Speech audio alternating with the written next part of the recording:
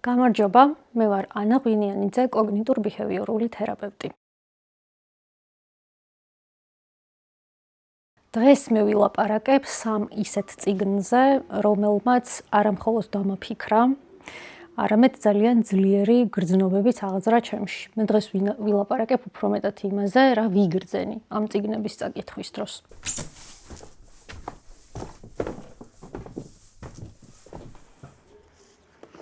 აი, პირველი წიგნი. ეს არის კობო აბეს სხვისი სახე, რომელიც დაახლოებით 1 წლის წინ წავიკითხე. ძალიან მოკლედ რომ გითხრათ, ეს წიგნი ძალიან კარგად ასახავს იმას, ზოგადად როგორ ვერ წყმით ხოლმე ნიღბებს და როგორ გვავიწყდება ჩვენი ნამდვილი სახე. ერთ-ერთი ფრაზა, რომელიც მე აქედან მახსოვს, შესაძლოა ზუსტად ვერ გავიმეორო, მაგრამ ფრაზა მდგომარეობს შემდეგში, რომ ნიღაბს მხოლოდ მაშინ აქვს აზრი, როდესაც შენ სხვას არ უმალავ, რომ ნიღაბია. და ეს არის ძალიან ღრმად ფილოსოფიური, ძალიან ღრმა წიაღსვლების, ზოგადად სულიერი ვნებათა ღელვების აღმწერი წიგნი, რომელიც ზუსტად აი ამ მანძილის შემცირებას ასახავს და იმას ასახავს, თუ რამდენად თავგანწირულები შეიძლება აღმოჩნდეთ ადამიანები იმისთვის, რომ ირგვლივ მყოფებისთვის აღმოჩნდეთ მისაღები. და როგორ შეიძლება ზოგადად დავივიწყოთ ჩვენი სახე და გავიგივდეთ სხვის სახესთან ზუსტად, რომელიც გვეკუთვნის თუ არა ჩვენ და ვართ თუ არა ჩვენ ეს სახე, ძალიან ესეთი კითხვის ნიშნის ქვეშ დგას ხოლმე. წიგნი ძირითადად შედგება დღიურებისგან, ზუსტად მთავარი გმირის ჩანაწერებისგან და მთავარი გმირის ცოლის დღიურებისგან, რომელიც ზუსტად აი ამ ნიღაბთან შერწყმის გზას მთლიანად ეწინააღმდეგება თავის დღიურებში. აი ეს ინგებორგ ბახმანის მალინა.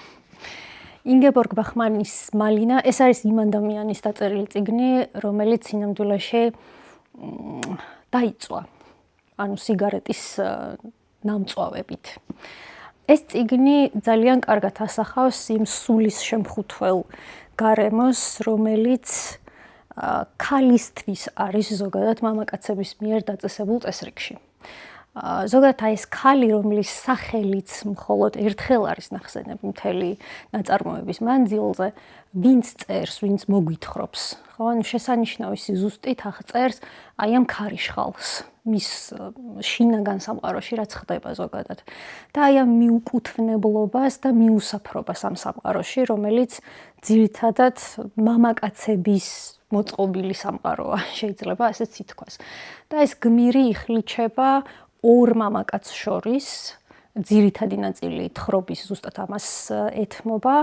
წიგნი არის დაწერილი ეგრეთ წოდებული ცნობიერების ნაკადის ტექნიკით, ანუ მარტივად რომ აგიხსნათ, ეს წიგნი არ გაძლევთ ამოსუნთქვის საშუალებას, ანუ პირდაპირ მნიშვნელობით გრძნობთ და შეიგრძნობთ იმას, სუნთქვა როგორ გეკვრით და ავტორი ამას შესანიშნავად აღწევს. ზუსტად აი ამ ხერხით ორ მამაკაც შორის, ივანსა და მალინას შორის, ანუ მალინა არის ზუსტად აი ამ გმირი ქალის სავარაუდოდ ან წარმოსახვითი, ან მისი ნაწილი, ეგრეთ წოდებული მამაკაცური ნაწილი, რომელიც არის ძალიან მზრუნველობით მეთვალყურეზე დამხედველი, რომელიც სინამდვილეში საბოლოო ჯამში არის ზუსტად აი ამ სულის შემხუთავი ზრუნვის აღმწერი, ხოლო ივანი არის მამაკაცი, რომელიც მალინასგან მოითხოვს თამაშს. აი ხშირად არის ეს ტექსტები ივანსა და აი ამ გმირ ქალს შორის, როგორ ითხოვს ივანი იმას, რომ ის ეთამაშოს მას, რომ ძალიან არ გამოავლინოს ის, ვინც არის.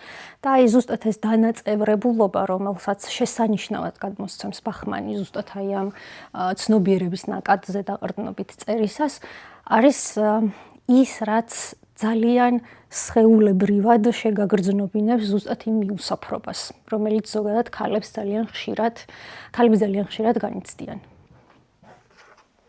აი ჩვენ მესამე წიგნი არის ისმაილ კადარეს გახლეჩილი აპრილი.